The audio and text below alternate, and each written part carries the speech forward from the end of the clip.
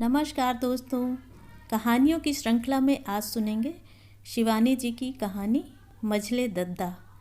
लेकिन उससे पहले मेरा आपसे विनम्र अनुरोध है कि अगर आपको मेरी कहानियाँ अच्छी लगती हैं तो मेरे चैनल को सब्सक्राइब ज़रूर करें, लाइक करें, शेयर करें और बेल आइकन दबाना बिल्कुल भी ना भूलें। आज सुनिए मझले दद्दा। कुसुम सामान को वेटिंग रूम में एक किनारे से लगवा कुर्सी खींचकर बैठ गई। फिर एक सरसरी दृष्टि से उसने अन्य महिलाओं की ओर देखा। एक मोटी सी ललाइन अपनी नकली रेशमी साड़ी चमकाती कटोरदान से मठरियाँ निकालकर अपने काले दुबले से बच्चे को जबरन ठुसा रही थी।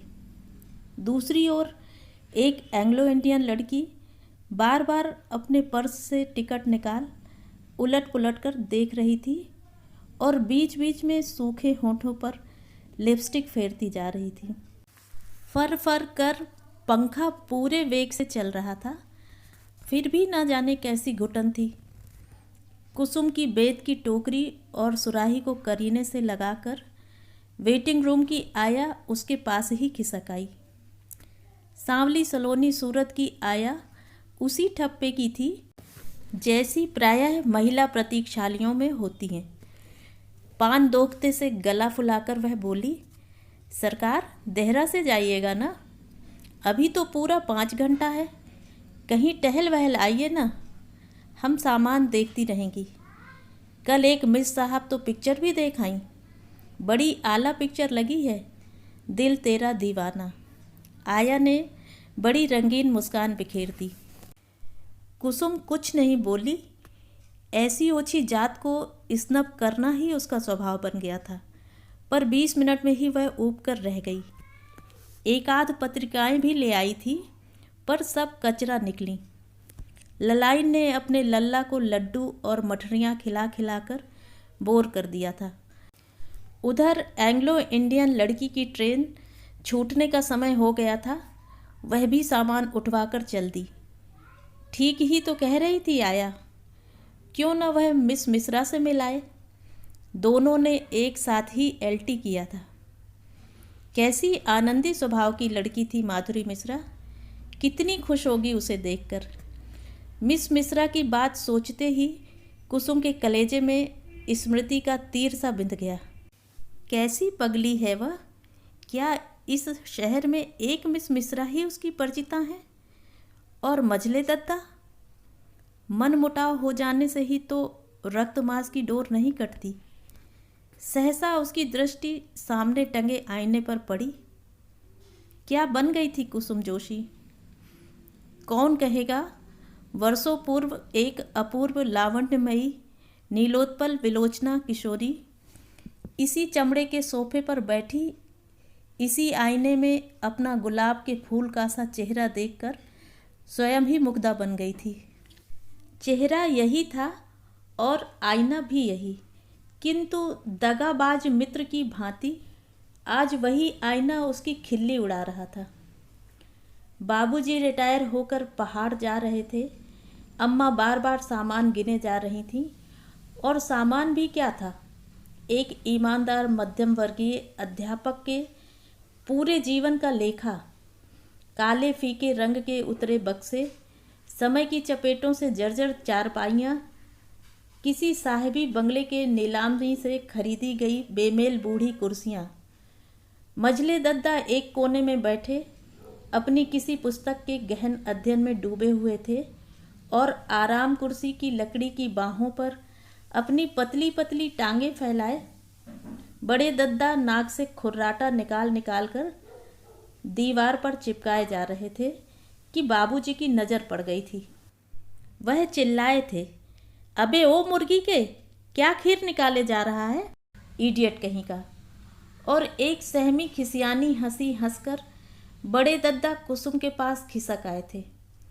प्रायः ही डांट पड़ने पर वह अपनी छोटी बहन के पास सिमट आते, जैसे डपटा गया कुत्ता दुम दबाकर मालिक के पैरों के नीचे आ बैठता है। आज भी बड़े दद्दा विहीन उस खाली आराम कुर्सी को देखकर कुसुम की आंखें डबडबाईं। बड़े दद्दा 3 वर्ष हाई स्कूल में फेल होकर घर बैठे थे। उन्हें मिर्गी का भयानक दौरा भी पड़ने लगा था। इसी से पढ़ाई छुटवा दी गई थी। बड़े दद्दा उसके पास आकर बैठे ही थे कि उसकी दृष्टि विजिट इंडिया के चित्रों के बीच टंगे आईने पर पड़ गई थी और पहली बार उसे अपने चेहरे पर गर्व बोध हुआ था। उसकी बुआ उसकी अम्मा से कहा करती थी, भाभी, तुम्हारी बिटिया के आंखों में यह साहिबी नीलम कैसे चढ़ गए। बेचारी बुआ क्या जानती थी कि उनकी अभागी भतीजी की उस असली नीलम की जोड़ी का गुणी जौहरी कभी नहीं जुटेगा। उसकी अम्मा नहान की थी और नहान की प्रवासिनी कुमाऊनी रमणियाँ अपने सौंदर्य के लिए प्रसिद्ध हैं। ननिहाल के नौन पानी से ही कुसुम का तारुण्य भी लहलहा उठा था। अपनी 16 वर्ष की इकहरी देह की फुलझड़ी सी छोड़ती वह जब इस वेटिंग रूम में आई थी तो कई जोड़ा टिकट चेकर निरर्थक सीटियां बजाते चक्कर लगाने लगे थे। उसके निगोड़े रूप का सदा यही हाल रहता। अम्मा उसे ढांपती ढूंपती कोसती रहती, मरे यह छोकरी, जहाँ ले जाऊं मरी आंखों में गड़ी जावे है। और उस वक्त कुसुम की ऐसी तबीयत कोफ्त होती कि जी में आता वह आबनूस का चक्का ही क्यों न हुई। और आज क्या खाक पत्थर अवशेष रहा था उसके चेहरे का। शिक्षा विभाग की लंबी सेवा ने उसके सौंदर्य का खंडहर भी नहीं रहने दिया। आधे से ज़्यादा बाल पक गए थे। दिन रात के दौरों ने मुख श्रीहीन कर स्याही सी फूंक दी थी। फ्रस्ट्रेटेड अध्यापिकाओं के निरंतर सहवास ने अपना इतिहास उसके चेहरे पर क्रूर अमिट रेखाओं में लिख दिया था, जिन्हें चाहने पर भी वह अपनी भुवन मोहनी हंसी के रबर से नहीं छुड़ा सकती थी। अब वह हंसी भी कहाँ रह गई थी। अब वह थी एक कुशल रीजनल अफसर की व्यंग्यात्मक हंसी, जिससे उसके सूखे होठों पर उसके दफ्तर की सील मोहर सी ही लग जाती थी। आज भी वह कुसुम जोशी जीवित रह सकती थी यदि मजले दद्दा बीच में ना पड़ते। आज फिर क्या वह उन्हीं मजले दद्दा से संधि कर ले।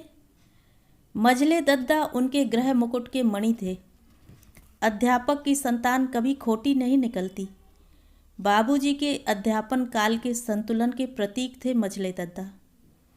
जब स्कूल में थे तो गणित के साध्य उनके लिए दाल भात थे। जब यूनिवर्सिटी में गए तो टॉपर रहे, पर जब सुख का समय आया तो बाबूजी चले गए। उनके खेत की लहलहाती फसल थे मजले दद्दा, जिनको बाबूजी ने हाड़ मास से सींच सींच कर पोसा था। घुंघराले बालों वाला मदन जोशी मजले दद्दा का अंतरंग मित्र था। लंबोतरा चेहरा और उस चेहरे पर तानकर सी मढ़ी गोरी चमड़ी, जिसमें एक शिकन भी कहीं नहीं दिखती थी।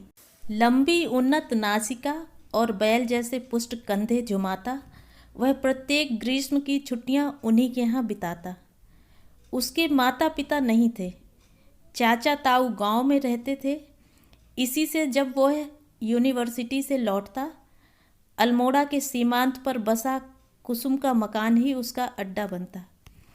बाबूजी की मृत्यु के पश्चात एक कठोर संघर्ष से जूझकर जब उनका परिवार आगे बढ़ रहा था, तब ही मदन का परिचय उनसे हुआ था।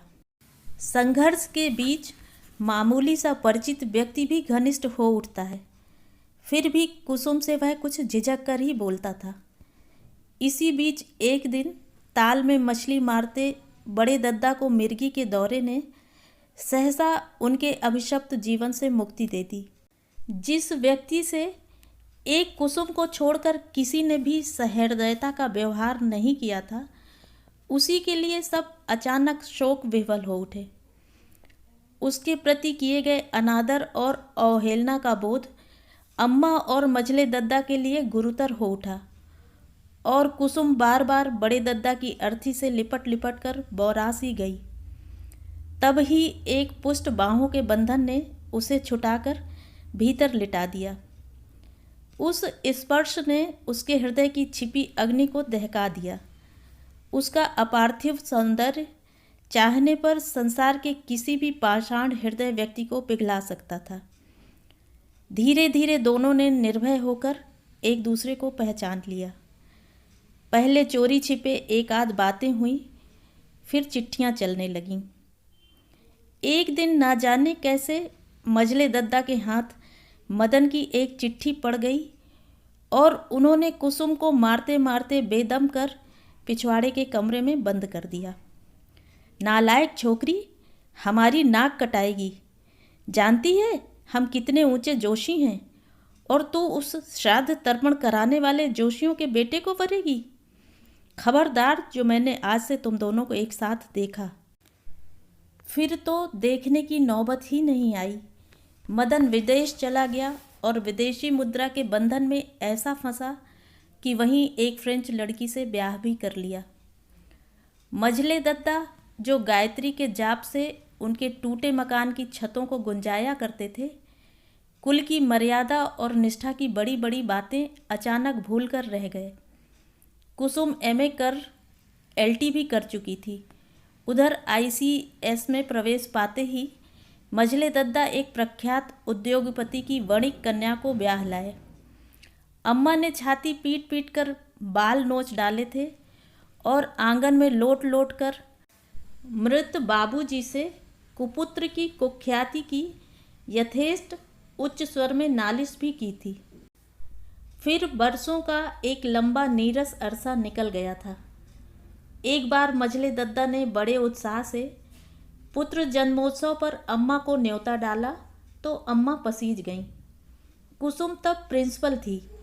उसने एक चपरासी को साथ कर अम्मा की जिद पूरी भी कर दी थी, पर मन ही मन वह अम्मा के औदार्य पर क्षुब्ध हो उठी थी। वह मजले को जीवन भर क्षमा नहीं कर पाएगी।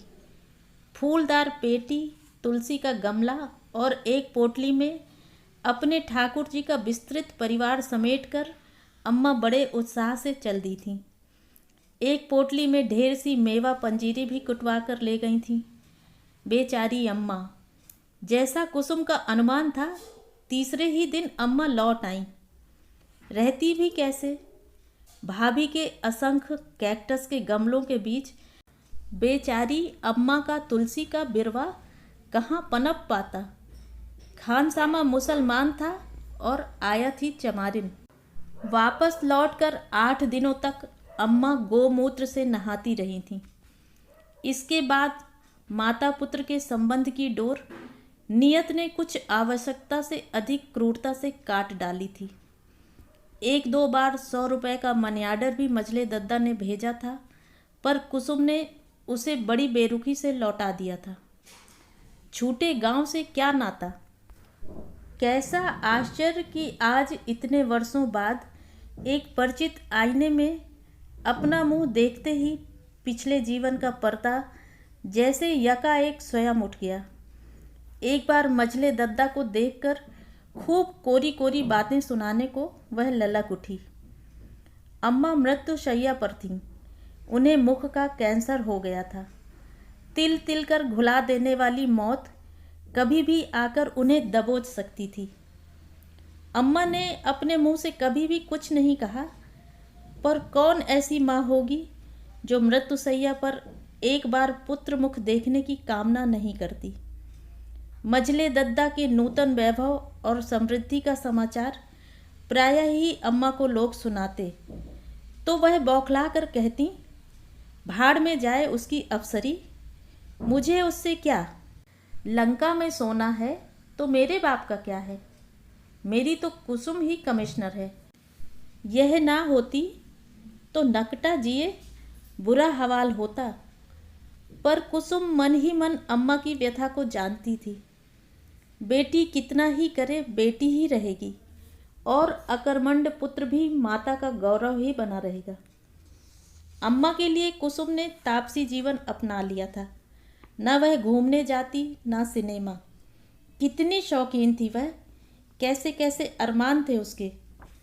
जब 2 ही साड़ियाँ थीं तब भी उन्हें वह कलफ अबरक पिला पिला कर रंग बदल बदल कर पहना करती थी। और आज टसर और सिल्क की साड़ियाँ भी उसके हाथ का मैल थीं, पर तृष्णा बूढ़ी हो गई थी। मझले दद्दा के प्रति उसका क्रोध दिन प्रतिदिन घनीभूत होता जा रहा था। क्या उनका अम्मा के प्रति कोई कर्तव्य नहीं था? आज वह अवश्य जाएगी। एकाएक खड़ी होकर बोली, आया, तुम सामान देखना, मैं ज़रा शहर घूमने जा रही हूँ। और अपनी बादामी किनारे विहीन साड़ी की भांजे ठीक करती हुई आईने के निकट चली आई। चेहरा ठीक वैसा ही क्रूर और रूखा दिख रहा था जैसा एक अनुभवी रीजनल इंस्पेक्ट्रेस का दिखता है। मन के घाव यदि शरीर के घावों की भांति दिखाए जा सकते तो वह आज मझले दद्दा को दिखा देती कि उसकी दशा राणा सांगा से भी हीन है और उसके प्रत्येक घातक घाव के लिए वही उत्तरदायी हैं। मझले दद्दा जो अपनी अफसरी मेज के ही मर्द बनकर रह गए हैं। एक रिक्शा लेकर वह चल दी। ठंडे मीठे से हवा के झोंके ने अशांत चित्त को मृदु थपकी सी दी। कई सड़कें पार कर उसका रिक्शा एक आलीशान लाल कोठी के बाहर सहम कर खड़ा हो गया। बटुआ खोलकर कुसुम ने बड़े इत्मीनान से रिक्शे वाले को पैसे दिए और अपना मर्दाना जूता खटखटाती बढ़ गई। उस दुर्दांत महिला का दुस्साहस देखकर एक भड़कीला अर्दली बढ़ आया और बोला, किससे मिलना है मिस साहब? साहब हैं? कुसुम ने कड़ी आवाज़ में पूछा। हाँ हैं तो, पर ठीक है, मुझे उन्हीं से मिलना है। यह कार्ड उन्हें दे दो। कहते कहते उसका गला अवरुद्ध हो गया। मझले दद्दा से मिलने वह कार्ड भेज रही है। अरे कुसुम, भाई वाह, आओ आओ। मझले दद्दा मुस्कुराते बरामदे में खड़े थे। एक 15-16 वर्ष का तगड़ा सा लड़का अपना ब्लेजर झाड़ रहा था। ओह, तो यही उसका भतीजा है। कुसुम ने झुककर मझले दद्दा के पैर छुए। भतीजा अपरिचित बुआ को देखता ब्लेजर झाड़ता रहा। बैठ बैठ, तेरी भाभी अभी आती ही होंगी, तैयार हो रही हैं। बात यह है कि आज हमारे कुछ विदेशी अतिथि आ रहे हैं। ओह, तो मझले दद्दा सचमुच साहब बन गए हैं। कुसुम को सहसा अपनी आंखों पर विश्वास नहीं हुआ। धोती की लांग लगाए, जनेऊ को हाथ में लपेट, एक नथुने को हाथ से दबाए, संध्या करते ब्राह्मण पुत्र का चित्र धुंधला पड़कर जैसे उसी क्षण एकदम ही मिट गया। जानती है कुसुम, मैं इधर ही यह सब लेने लगा हूँ। दिन रात विदेशी अतिथि आते रहते हैं। अब इनके बीच गले में रुद्राक्ष की माला डालकर तुलसी की चाय पीकर तो अप्सरी चलती नहीं। यह सब करना ही पड़ता है। एड़ियाँ साधे बगुले से चिट्टे लिबास में नुकीली दाढ़ी संवारे खानसामा ट्रे ले आया। अब यही ब्रांडी देख, गोवा से मंगवाई है, चलेगी? कुसुम ने घृणा से मुंह फेरा तो मझले दद्दा हो कर हंसने लगे। पगली कहीं की, जहर थोड़े ही दे रहा हूँ। लो, तुम्हारी भाभी आ गई। तुमने इन्हें पहले देखा होता तो मेरी पसंद का लोहा भी मानती। अब तो यह उजड़ी दिल्ली हैं। क्यों, है ना डार्लिंग? भाभी किंचित रोष से भ्रू कुंचित कर मुस्कुरा दी। कुसुम उठ नहीं सकी।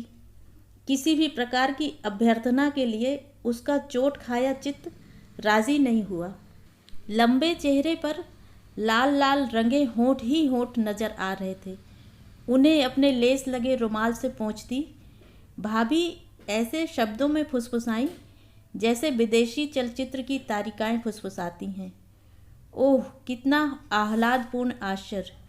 आज हमारे कुछ विदेशी दूतावास के मित्र आ रहे हैं। इसी से मैंने यह पहाड़ी लहंगा रानीखेत से मंगवाया। क्यों, लग रही हूँ ना कुमाऊनी? कुसुम तिलमिलाकर उठ गई। गोवा की स्मगल की गई ब्रांडी, विदेशी शहंशाह और मलिका, भारतीय संस्कृति और दमकती अप्सरी के बीच बिस्तर पर पड़ी रुग्णा जननी को मझले दद्दा क्या एकदम ही भूल गए? क्या आधुनिका पत्नी के लिए कुमाऊनी लहंगे की व्यवस्था के बीच उन्हें कुमाऊं के कंचन श्रृंग देवदार, चीड़ और बाज अयार की घंटी सी बजाती बयार की सुधी एक बार भी नहीं आई। मैं चलती हूँ मजले दद्दा, मेरी गाड़ी 8 बजे छूटती है। और इससे पहले कि दद्दा उसे रोक पाते, वह फिर अपने मर्दाने जूते खटखटाती तेजी से बाहर निकल गई। मजले दद्दा की निष्क्रिय भारतीय संस्कृति ने 20 मिनट ही में उसका गला सा घोट दिया था। कुर्सी पर बैठे मजले दद्दा की लौंग ब्रांडी के बीच शायद क्षण भर को उनका विवेक जागृत हो उठा था। इसी से उन्होंने उसे रोका नहीं। रोकते भी कैसे? कुसुम को लगा 19 वर्ष पहले अर्थी में बंधे निर्जीव बड़े दद्दा और कुर्सी पर बैठे निर्जीव मझले दद्दा में कोई अंतर नहीं था। बड़े दद्दा ने जीवन भर सबकी अवहेलना सही, किसी को उनसे कुछ आशा नहीं थी। इसी से शायद वह भी बिना किसी से कुछ मांगे अपने सरल स्निग्ध की धारा से सबको परिप्लावित कर एक दिन आंखें मूंद कर चले गए थे।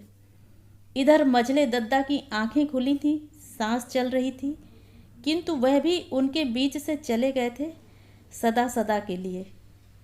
बड़े दद्दा की मौत पर वह कितना रोई थी, और मझले दद्दा, उनकी तो यह अकाल मृत्यु थी जिसका धक्का मनुष्य को सहमा देता है, रोने का अवकाश ही कहाँ देता है।